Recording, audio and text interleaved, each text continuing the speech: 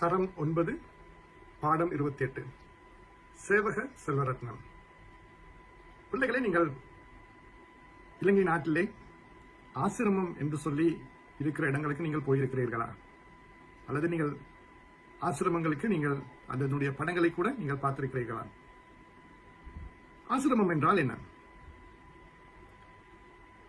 எங்களுடைய தேசத்திலே அநேக ஆலயங்கள் இருக்கிறது அல்லவா? அவர்களுடைய அந்த கட்டட நிர்மாண பணிகளை பார்த்தீர்கள் என்று சொன்னால் அந்த கட்டடங்கள் ஒரே மாதிரியாக இருக்காது. ஆலயத்துக்கு ஆலயம் அது வேறுபட்டிருக்கும். பிரதேசத்துக்கு பிரதேசமும் சில நேரங்களிலே அந்த ஆலயங்களுடைய வடிவமைப்புகள் வேறுபட்டிருக்கும். அதே போல அந்த கிறிஸ்தவ மதத்தினுடைய ஆராதனை வழிபாட்டு முறைகள் கூட வேறுபட்டிருக்கும். அதே நேரத்தில் அந்த அந்த பிரதேசத்தில் வாழ்கிறவர்கள் அல்லது அந்த திருச்சபையினுடைய மக்களின் கலாச்சாரங்கள், இவ்வாறான காரியங்கள் அதிலே நீங்கள் கண்டிருப்பீர்கள். அந்த ஆராதனை வழிபாட்டு முறைகளிலே அல்லது அந்த கட்டிட நிர்மாண பள்ளிகளிலே அல்லது அந்த கட்டிட கலைகளிலே நீங்கள் பார்த்திருப்பீர்கள். அந்த அவர்களுடைய அந்த தாக்கம் இருக்கும் என்று சொல்லி நான் நம்புகிறேன். என்னென்று சொன்னால் பிள்ளைகளே, இலங்கை தேசத்தில் அநேக விதமாக இன்றைய காலங்களிலே மிகவும் குறைவாக அல்லது அநேக நேரத்திலே நாங்கள் கதைக்காமல் போகின்ற ஒரு ஊழிய அமைப்பு தான் இந்த ஆசிரமங்கள். இப்போ நீங்கள் இந்தியாவுக்கு போவீர்கள் என்று சொன்னால் அல்லது மற்ற நாடுகளிலும் கூட இந்த ஆசிரமம் என்று சொல்லி இருக்கிறது அல்லவா?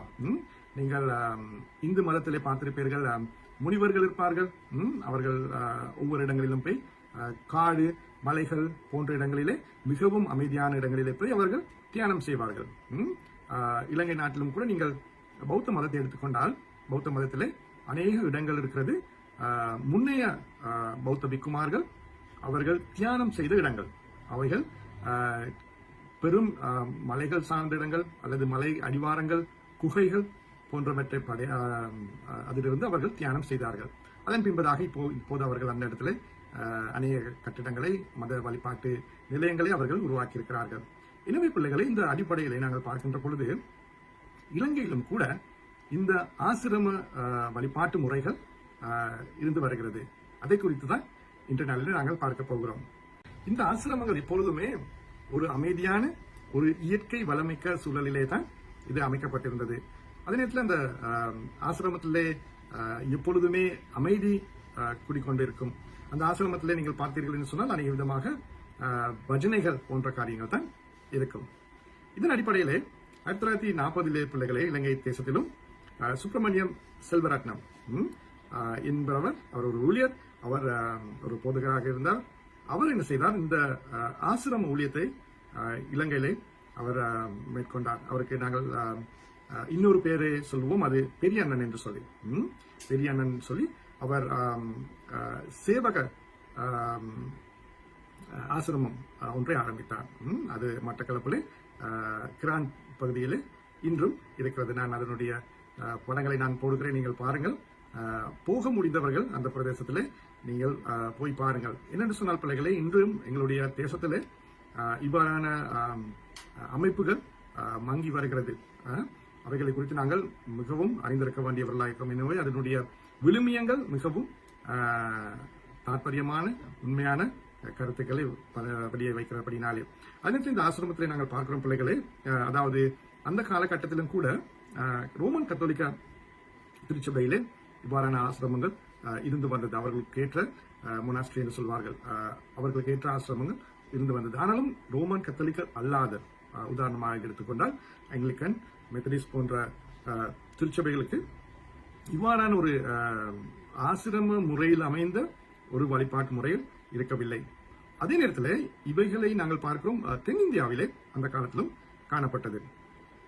இதன் அடிப்படையில் நாங்கள் பார்க்கின்ற பொழுது பிள்ளைகளை, இந்த நற்செய்தியை எடுத்துச் சென்ற கிராமங்களுக்கு எடுத்துச் சென்ற அநேகர் இந்த கிராமத்திலே இருப்பவர்கள் சில நேரங்களிலே இந்த எங்களுடைய கிறிஸ்தவ மதத்தை பின்பற்றினவர்கள் அவர்கள் தங்களுடைய கலாச்சாரத்தின் அடிப்படையிலே, தங்களுடைய அந்த பிரதேச வழக்கின் அடிப்படையிலே, தங்களுடைய பின்னணியின் அடிப்படையிலே அவர்கள் இறைவனை வணங்கி வந்தார்கள். அதில் எந்த விதமான ஒரு தப்பும் இல்லை இல்லவா? அந்த பின்னணியிலே அவர்கள் வணங்கி வந்தபடியினாலே அதனுடைய தாக்கம் இந்த ஆசிரம வாழ்க்கையிலே அமைந்தது, அல்லது அந்த ஆசிரம வாழ்க்கை அவர்களை இன்னும் அதிகமாக இறைவனத்திலே கொண்டு செல்வதற்கு அது வழிவகுத்தது. நாங்கள் பார்க்கிறோம் 17ஆம் 18ஆம் நூற்றாண்டுகளிலே பிள்ளைகளே, இந்த கிறிஸ்தவ போதனையானது இலங்கை தேசத்திலே வந்த பொழுது கூட அது ஒரு மேலுத்தேய ஒரு மதமாகத்தான் கருதப்பட்டது. ஏனென்று சொன்னால் இதை எடுத்து வந்தவர்கள் அவர்கள் வெள்ளை இனத்தவர்கள் அல்லவா. எனவே அவர்கள் மிஷனரிமாராக வந்தாலும் கூட அவர்கள் வெள்ளை இனத்தவர்களை சேர்ந்தபடினாலே, அவர்கள் மேலை நாடுகளிலிருந்து வந்தபடினாலே இது மேலை நாட்டு ஒரு மதமாக அல்லது மேலை நாட்டு மதங்கள் மேலை நாட்டவர்கள் கொண்டு வந்த மதமாக தான் அவர்கள் கருதினார்கள். இது ஒரு சத்திய மதத்தை தேடிச் செல்லுகின்ற பயணத்திலே நாங்கள் கண்டுபிடிக்கிற சத்திய ஒரு மதம் அல்லது ஒரு வழிபாடு முறைகள் என்று சொல்லி அவர்கள் அதை கருதவில்லை. இலங்கையில் 1940களில் பிள்ளைகளை சுப்பிரமணியம் செல்வரத்னம் என்ற போதகர் இந்த ஆசிரம ஊழியங்களை ஆரம்பித்தார். அவர் தன்னை சேவகன் என்று சொல்லி தன்னை அழைத்த பொழுதும் அந்த திருச்சபை மக்கள் அவரை பெரிய அண்ணன் என்று சொல்லித்தான் அவரை அழைத்தார்கள். அவ்வளவுக்கு அந்த சமூகத்தினரோடு அவர் மிகவும் நெருங்கினவராக காணப்பட்டார். இதன் அடிப்படையில் நாங்கள் பார்க்கிறோம், இவர் இந்த கிறிஸ்து சேவா என்ற இந்த ஆசிரம ஊழியத்தை அன்பின்பதாக அவர் அதை ஆரம்பித்து வைத்தார். இன்றும் நீங்கள் போய் பார்க்கலாம். மட்டக்களப்பு பிரதேசத்தில் கிரான் என்கிற பகுதியிலே நீங்கள் போய் பார்த்தீர்கள் என்று சொன்னால் இந்த ஆசிரமங்கள் இருக்கிறது. நீங்கள் மட்டக்களப்பு போனீர்கள் என்று சொன்னால் பிள்ளைகளை நீங்கள் அதை போய் கட்டாயம் பார்த்து வாருங்கள். இந்த ஆசிரமங்கள் எப்பொழுதுமே இந்த அந்த காலத்திலும் கூட கத்தோலிக்க மதத்தை சார்ந்தவர்களுக்கு இந்த ஆசிரமம் ஊழியம் இருந்தது. அதாவது கத்தோலிக்க போதகர்கள் மத்தியிலே இந்த ஆசிரமம் ஊழியங்கள் அது நடைபெற்று வந்தது. ஆனாலும் கூட அது ரோமன் கத்தோலிக்க ஊழியத்தை அல்லாதவர்களுக்கு அவ்வாறான ஒரு இடம் இருக்கவில்லை. எனவே இந்த ஆசிரமங்களிலே ஆங்கிலிக்கன், அதே போல மெத்தடிஸ்ட சபை, அதே போல தென்னிந்திய திருச்சபை போன்ற சபைகள் மக்களுக்கு இது ஒரு புதிதான ஒரு அனுபவமாக இருந்தது. அதே போல நாங்கள் பார்க்கிறோம் 17ஆம் 18ஆம் நூற்றாண்டுகளிலே இலங்கைக்கு வந்த அந்த மேற்கத்திய கலாச்சாரம் சார்ந்த அந்த கிறிஸ்தவ மதமானது அதில் ஒரு பரிமாற்றம் அடைந்து இந்த ஆசிரம ஊழியத்திலே அல்லது இந்த ஆசிரம வாழ்க்கை முறையிலே அது கூடிக்கொண்டதாக இருந்தது. அதன் அடிப்படையில் நாங்கள் பார்க்கிறோம் பிள்ளைகளே, இந்த ஆசிரம ஊழியமானது ஒரு மிக ஒரு முக்கியமான ஒரு இடம் பிடித்தது. நீங்கள் சாதாரணமாக எங்களுடைய ஆங்கிலிக்கன் அல்லது மெத்தடிஸ்ட ஆலயங்களுக்கு போனீர்கள் என்று சொன்னால் அங்கு மிகவும் அழகாக கட்டிடக்கலைகளும் அதே போல வாங்குகள் இருக்கும், உட்கார்ந்து இருப்பதற்கு அநேக விதமான தளபாடங்கள் இருக்கும் அல்லவா. ஆனாலும் இங்கு நீங்க போனீர்கள் என்று சொன்னால் அங்கு அவ்வாறான தளபாடங்கள் இருக்காது. மிகவும் எளிமையாகவும் மிகவும் அமைதியாகவும் இருக்கிற இடங்கள் தான் அந்த காலத்திலே அந்த மாதிரியான இடங்களை தேர்ந்தெடுத்தார்கள். அந்த இடங்களிலே நாங்கள் சாதாரணமாக ஆலயத்திலே செருப்பு சப்பாத்து போட்டுக்கொண்டு போவோம் அல்லவா. ஆனாலும் இந்த ஆசிரமங்களிலே அவ்வாறான பாதணிகளை நாங்கள் போட்டு போக மாட்டோம். அதே நேரத்திலே வாங்குகள் இருக்காது. எப்போதுமே நாங்கள் தரையிலே அமர்ந்திருப்போம். இது ஒரு தாழ்மையின் ரூபத்தை சுட்டி காட்டுகிறது. அதே நேரத்தில் நாங்கள் அங்கு போனீர்கள் என்று சொன்னால் அந்த வழிபாட்டு முறைகள் நாங்கள் சாதாரணமாக பாமாலை, கீர்த்தனை போன்ற பாடல்களை நாங்கள் பாடுவோம் அல்லவா. அவ்வாறாக இல்லாமல் அங்கு நீங்கள் போயிருந்தீர்கள் என்று சொன்னால் மிகவும் எளிமையான இந்த பஜனை முறைகளிலே தான் இந்த துதி பாடல்கள் அமைந்திருக்கும். அதில் பெரிய வாத்திய கருவிகள் அங்கு ஒன்றும் இருக்காது. அநேக விதமாக அவர்கள் கரங்களை தட்டி அல்லது ஒரு சில கலாச்சார பாரம்பரியமிக்க சங்கீத வாக்கியங்களை அவர்கள் பயன்படுத்துவார்கள். மிகவும் ஒரு எளிமையாக இருக்கும். அதிலே நாங்கள் ஒரு பஜனையை இப்பொழுது கேட்டு பார்ப்போமா?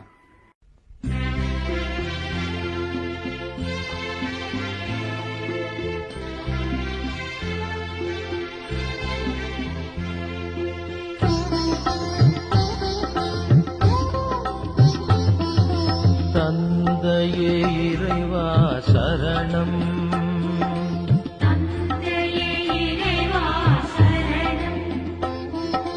தந்தையே இறைவா சரணம்,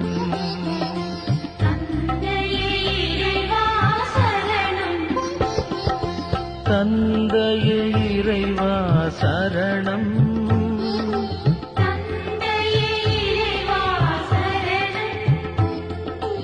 தந்தையே இறைவா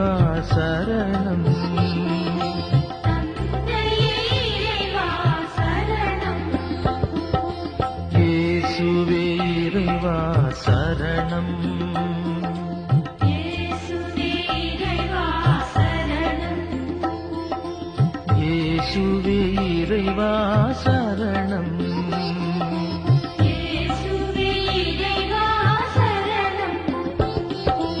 இயேசுவே இறைவா சரணம்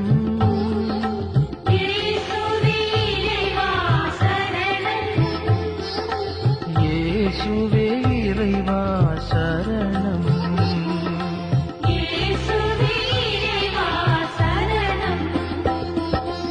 ஆவியே இறைவா சரணம்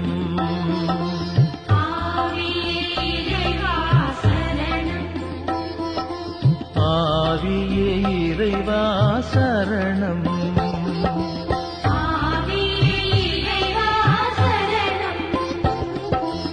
ஆவியே இறைவா சரணம்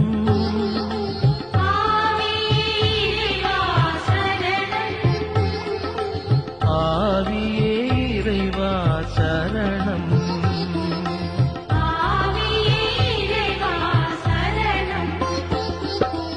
மூவொரு இறைவா சரணம்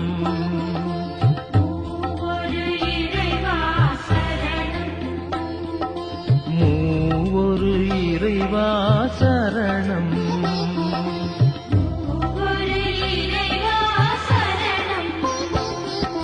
மூவொரு இறைவா சரணம்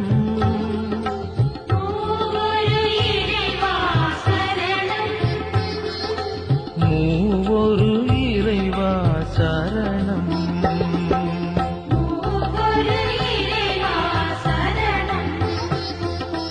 தந்தையே இறைவா சரணம் தந்தையே இறைவா சரணம் தந்தையே இறைவா சரணம் தந்தையே இறைவா சரணம். கிரான் பகுதியில் உள்ள இந்த ஆசிரமத்தை நீங்கள் பார்க்கிறீர்கள் பிள்ளைகளே. அதனுடைய வாசகங்கள் பாருங்கள். இந்த பெரியாண்ணாவினாலே உருவாக்கப்பட்ட இந்த வாசகங்கள். தமிழ் மொழியை பாருங்கள் பிள்ளைகளே. இதனுடைய தமிழாக்கங்கள் எப்பொழுதுமே அது ஒரு கலாச்சாரத்தை ஒட்டியதாகவும் அது மேற்கத்திய மத வழிபாட்டு அல்லது மேற்கத்திய மதம் என்று சொல்லுகின்ற இந்த கிறிஸ்தவ மதத்திலிருந்து பூர்ணமாக அதை நாங்கள் எங்களுடைய சொந்த கலாச்சாரத்துக்கேற்ப சொந்த பின்னணிக்கேற்ப அதை எடுத்து நாங்கள் அதை வடிவமைத்துக் கொண்டதாக இருக்கிறது அல்லவா? அப்போ இயேசு கிறிஸ்துவை அல்லது இறைவனை நாங்கள் ஏற்றுக்கொண்டது என்பதாக நாங்கள் கலாச்சார ரீதியாக நாங்கள் மாறுபடாமல் எங்களுடைய அன்றாட கலாச்சாரங்களிலே நாங்கள் இருந்து கொண்டே எங்களுடைய பின்னணியில் இருக்கிற காரியங்களை நாங்கள் பயன்படுத்தி மிகவும் எளிமையாக நாங்கள் இறைவனை வழிபடுகின்ற ஒரு முறைமை தான் இந்த ஆசிரம முறைமையாக இருந்தது. இந்த ஆசிரமங்கள் எப்பொழுதுமே திறந்த வெளியிலே இயற்கை சூழலிலே தான் இருக்கும். இப்போது நீங்கள் கொழும்பிலே இருக்கின்ற அல்லது மற்ற நகர்ப்புறங்களிலே இருக்கிற ஆலயங்களை பார்த்தீர்கள் என்று சொன்னால் மின் விளக்குகளும் மின் விசிறிகளினாலும் ஒளிப்பெருக்கிகளினாலும் அது சூழ்ந்திருக்கிறது அல்லவா? ஆனாலும் இந்த ஆசிரமங்கள் எப்பொழுதுமே மிகவும் எளிமையான ஒரு தன்மையை கொண்டதாக இருக்கும். அந்த இடத்துக்கு போனாலே ஒரு அமைதி இருக்கும் என்பதை உங்களுக்கு அறிய தருகிறேன். அதே நேரத்தில் பிள்ளைகளை, நாங்கள் இந்த கிரான் பகுதியில் இருக்கிற இந்த ஆசிரமத்தை நீங்கள் பார்த்தீர்கள் என்று சொன்னால் இந்த ஆசிரமம் மிக முக்கியமானதாக அமைகிறது. இந்த ஆசிரமானது மிக முக்கியமானது என்று நான் சொன்னது காரணம் பிள்ளைகளே, எங்களுடைய 30 வருட கால உள்ளூர் போராட்டத்தின் போது இந்த ஆசிரமத்தில் அநேகர் ஜனங்கள் வந்து அவர்கள் கூடியிருந்தார்கள். எந்த விதமான மத வேறுபாடின்றி அனைவருமே இதிலே குடிபுகுந்தவர்களாக இருந்தார்கள். அந்த யுத்த காலத்தில் இருந்த அந்த பயம், அந்த எந்த விதமான வசதி இல்லாமல் இருந்தாலும் கூட அநேகருக்கு இது ஒரு குடிபுகுந்த ஒரு இடமாக, பாதுகாப்பு அளித்த இடமாக அமைந்தது. அதே போல பிள்ளைகளே, அநேகமாக இந்த வலு விழுந்தவர்களுக்காக, எதையுமே செய்ய முடியாமல் தத்தளித்துக் கொண்டிருக்கிறவர்களுக்காக, எது விதமான எதிர்ப்பையும் இல்லாதவர்களுக்காக இவ்வாறான ஆசிரமங்கள் மிகவும் உறுதுணையாக இருந்தது. அவர்களுடைய வாழ்க்கையை இது ஒரு மேம்படுத்துறதுக்கு அல்லது அவர்களுடைய வாழ்க்கையை மீட்டுக் கொடுப்பதற்கு இந்த மாதிரியான ஆசிரமங்கள் காணப்பட்டது. அதே நேரத்தில் இந்த ஆசிரமங்களிலே செய்கிறதான ஊழியங்கள் அல்லது மத வழிபாட்டு முறைகள், ஆராதனை முறைகள் ஜனங்கள் மத்தியிலே மிகவும் கவர்ந்ததாக இருந்தது. எனவே இறை செய்தியை மிகவும் எளிதான முறையிலே, மிகவும் இலகுவான முறையிலே விளங்குகின்ற முறையிலே இந்த ஆசிரமங்களுக்குள்ளாக அந்த ஜனங்களுக்கு அதை எடுத்து செல்லக்கூடியதாக இருந்தது. எனவே பிள்ளைகள் பாருங்கள், இந்த ஊழியங்கள் இவ்வாறாக அன்றைய காலகட்டத்திலே அவர்கள் ஆரம்பித்தாலும் கூட இன்றும் அது அநேகருக்கு அது மதத்தை தாண்டி அந்த மதத்தினுடைய விழுமியங்களை அதை கிரியை மூலமாக செய்யக்கூடிய ஒரு பொது இடமாக அமைந்திருக்கிறது. எனவே பிள்ளைகளை பாருங்கள், அன்று செல்வரத்னம் போதகரினாலே ஆரம்பிக்கப்பட்ட இந்த ஆசிரமம் இவ்வாறான ஒரு சாட்சியை கொண்டிருக்கிறதாக இருக்கிறது இல்லவா? அன்று அவர் ஆரம்பித்த அந்த ஊழியமானது அது மிகவும் வலிமை மிக்கதாக இன்று அமைகிறது. எனவே பிள்ளைகளை எங்களுடைய வாழ்க்கையில் நாங்கள் எங்களை நோக்கி பார்ப்போம். நாங்கள் எதிர்கால சந்ததியினருக்காக நாங்கள் என்ன செய்திருக்கிறோம், அல்லது எதிர்கால சந்ததியினருடைய இலங்கையில் இருக்கிற மற்ற மதங்கள் ஒன்று சேர்ந்து ஒன்றாக வழிபடுகின்ற அல்லது நாங்கள் அவர்களுக்கு சாட்சியாக இருக்கின்ற ஏதோ ஒரு காரியத்தை நாங்கள் செய்திருக்கிறோமா? அப்படியான காரியங்கள் எங்கள் மத்தியிலே காணப்படுகிறதா? பிள்ளைகளை நாங்கள் பார்க்கிறோம், இது ஒரு இந்த குரான் பகுதியில் இருக்கிற இந்த ஆசிரமமானது ஒரு காலத்திலே ஒரு அடைக்கல பட்டணமாக இருந்தது. அனைவருமே பாதுகாப்பாக இருக்கக்கூடிய இடமாக மாறியது. அதே போல நாங்களும் எதிர்கால சந்ததியினருக்காக நாங்கள் அடைக்கல பட்டணங்களை உருவாக்கி இருக்கிறோமா? இன்றைய வீட்டு வேலை என்ன என்று சொன்னால் பிள்ளைகளை, நான் கூறினாங்க எங்களுடைய சாதாரண ஆலயத்தினுடைய எங்களுடைய ஆராதனை முறைகளையும் இந்த ஆசிரம ஆராதனை முறைகளை நீங்கள் ஒப்பிட வேண்டும். அவருடைய பண்பாடுகளை, அதே போல அவர்கள் ஆராதனை செய்கிற முறைமைகள், அவைகளை குறித்து நீங்கள் ஒப்பிட்டு ஒரு கட்டுரையை எழுதுங்க. சரி பிள்ளைகளை, நாங்கள் இன்றைய நாளுக்குரிய மரண வசனத்துக்கு போவோமா? எபிரேயர் 12ஆம் அதிகாரம் 14ஆம் வசனம். அனைவருடனும் அமைதியாய் இருக்க முயலுங்கள், தூய்மையை நாடுங்கள், தூய்மையை இன்றி எவரும் ஆண்டவரை காண மாட்டார். அனைவருடனும் அமைதியாய் இருக்க முயலுங்கள், தூய்மையை நாடுங்கள், தூய்மை இன்றி எவரும் ஆண்டவரை காண மாட்டார். சரி பிள்ளைகளே, இறைவன் தாமே உங்களை ஆசீர்வதித்து வழிநடத்துவாராக. இந்த மாதிரியான எதிர்காலத்துக்காக ஏதோ ஒரு காரியத்தை நீங்கள் உங்களுடைய வாழ்நாளிலே செய்வதற்கு அவர் உங்களுக்கு உந்துதல் அளிப்பாராக. நன்றி பிள்ளைகளே, வணக்கம்.